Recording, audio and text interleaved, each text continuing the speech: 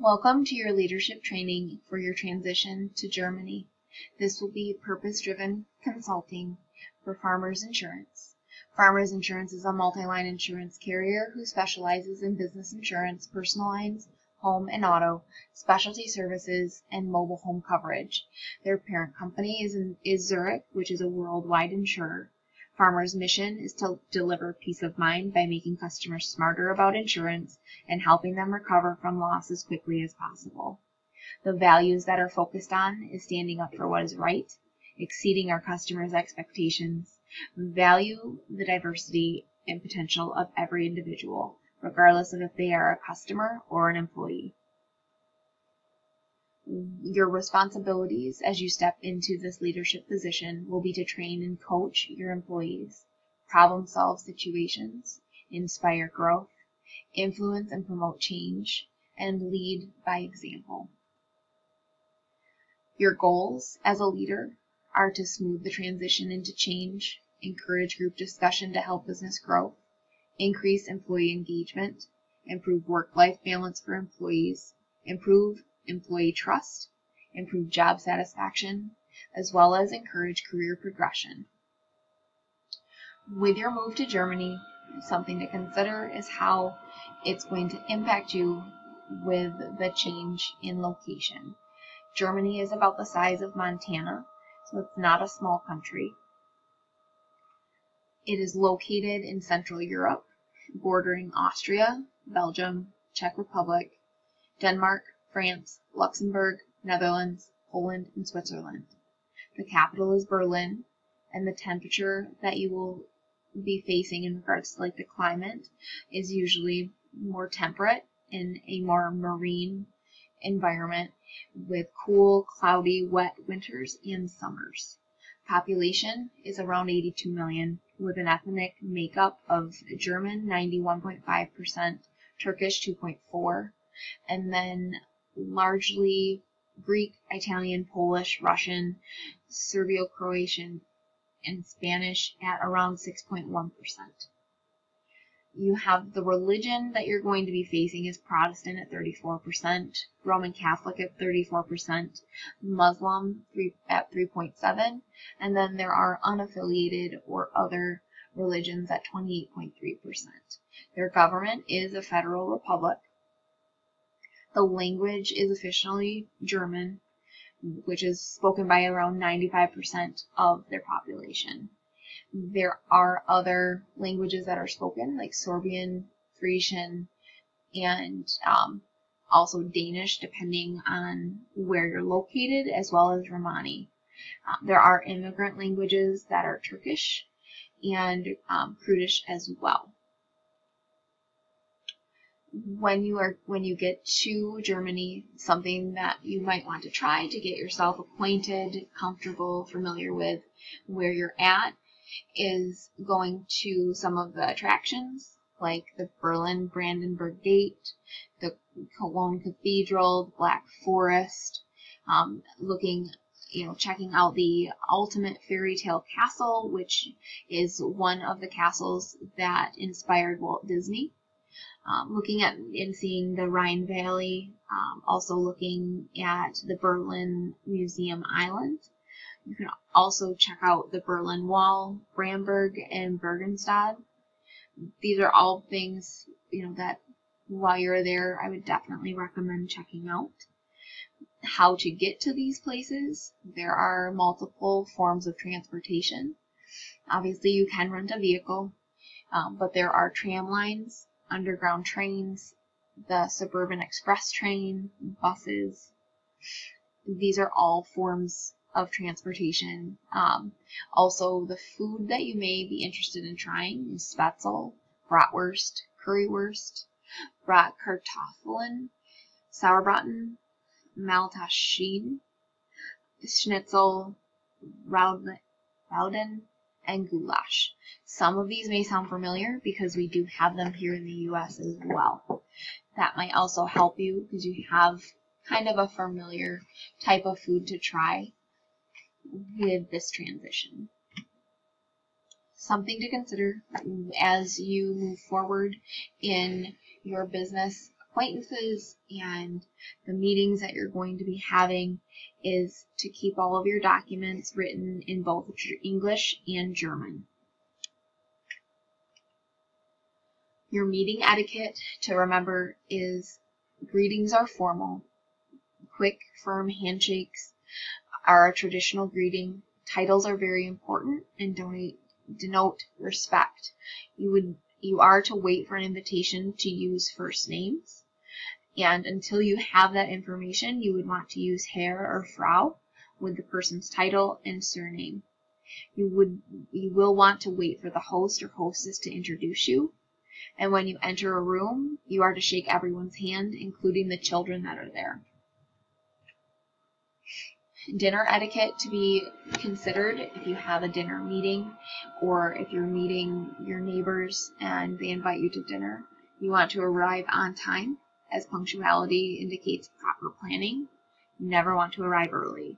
You also do not want to arrive more than 15 minutes late without telephoning to explain why you've been detained. Also, after the dinner, the next day you will want to send a handwritten note thanking the hostess for her hospitality. Table manners to consider, as these may be a little bit different than what you experience here in the U.S. You will actually want to remain standing until you are invited to sit down. You may be shown a particular seat. The table manners are considered continental. The fork is held in the left hand, the knife in the right while you're eating. You do not eat until the hostess starts or someone says guten Appetit.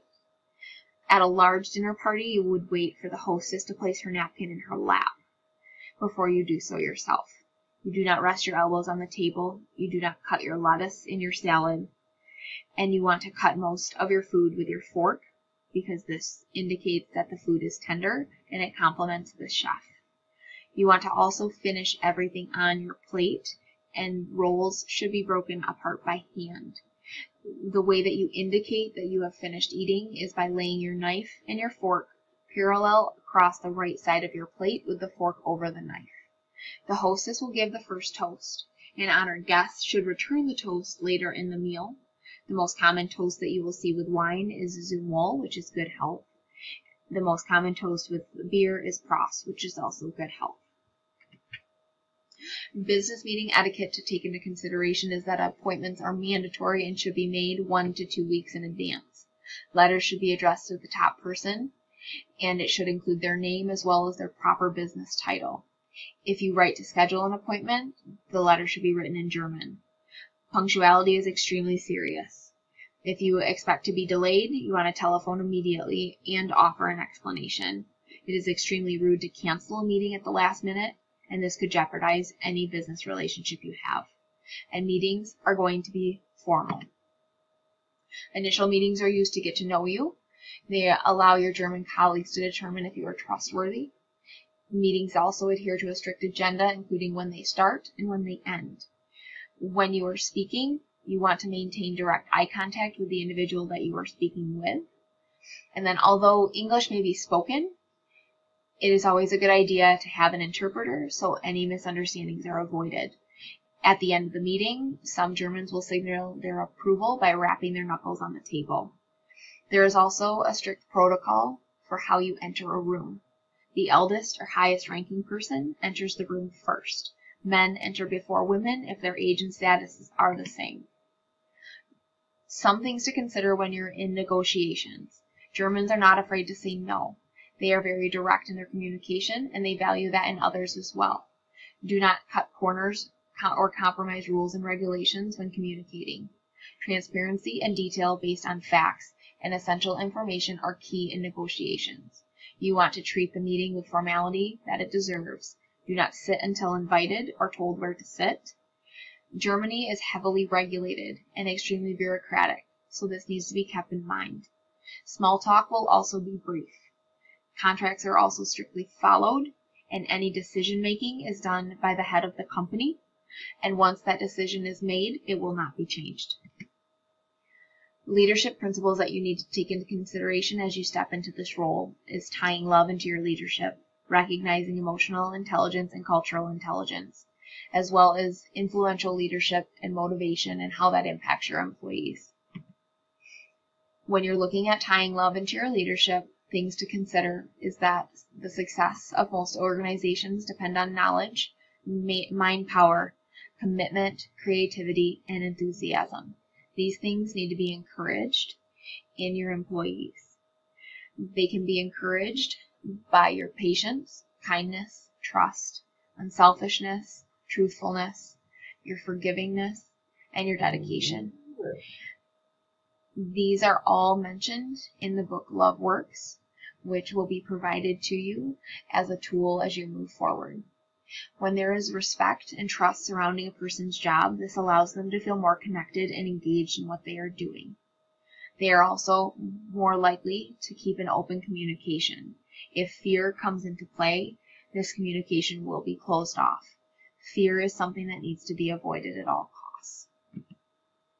Emotional intelligence can be strengthened.